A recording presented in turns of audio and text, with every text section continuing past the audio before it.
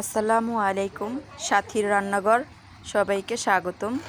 আশা করি সবাই ভালো আছেন। আপনাদের মাঝে আজকে নিয়ে এসেছি ছোলা। সামনে রমজান মাস চলে এসেছে। বাসায় আপনারা খুব সহজভাবেই ছোলার ভুনা করে নিতে পারবেন। আমরা এখানে 1 পোয়া ছোলা নিয়েছি। ছোলাটা সারা রাত ভিজিয়ে রেখে দিতেও পারবেন, 4-5 ঘন্টা ভিজালো হবে। একটি আলু দিয়ে সিদ্ধ করে নিব। এখানে একটি ফ্রাই প্যান কড়াই বসিয়েছি। আমি এখানে 1/2 কাপ পেঁয়াজ কুচি দিয়ে নিব। পেঁয়াজটাকে একটু ব্রাউন কালার করে ভেজে নিব। আমি 5-6টি কাঁচামরিচ দিয়ে নিয়েছি একটু কেটে।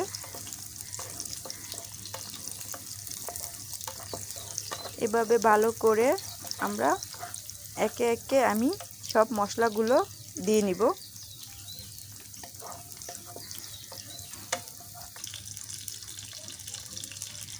হাফ টেবিল চামচ আদা বাটা, হাফ টেবিল চামচ রসুন বাটা, হাফ টেবিল চামচ জিরা বাটা দিয়ে একটু কষিয়ে নিব।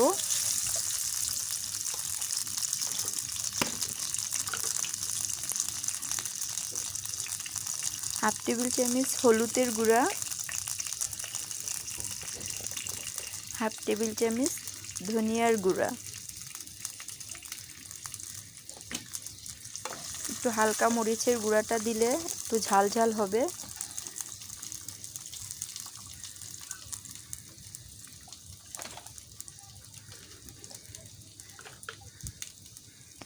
লবণটা স্বাদ মতন দিয়ে নিব।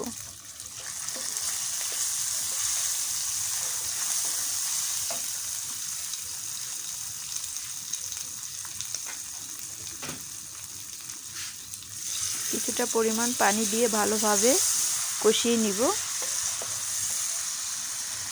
আমরা সিদ্ধ করা ছোলাগুলো দিয়ে দিব।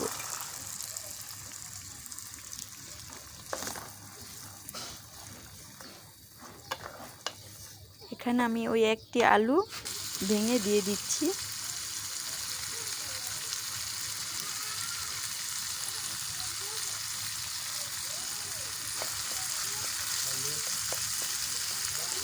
দিয়ে ভালোভাবে এটাকে একটু আলুটাকে ভেঙে দিব।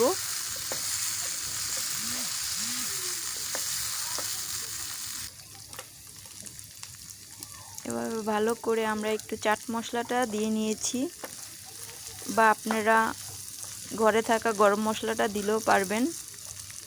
আমরা ঘরে থাকা মশলাটাই দিয়ে নিয়েছি।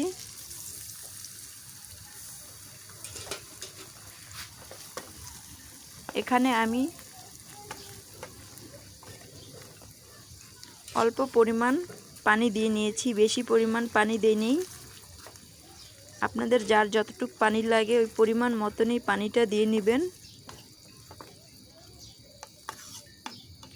দিয়ে আমরা এভাবে 5 মিনিট জাল করে নিব ঢেকে দিয়ে।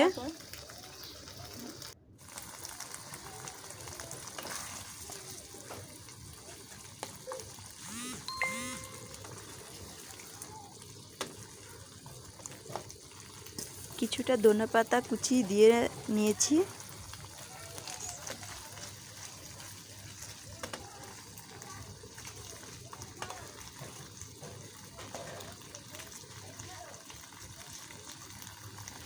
আমাদের ছোলাটা রান্না হয়ে গিয়েছে।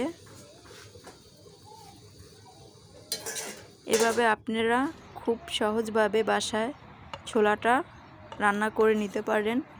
সামনে রমজান মাস চলে এসেছে।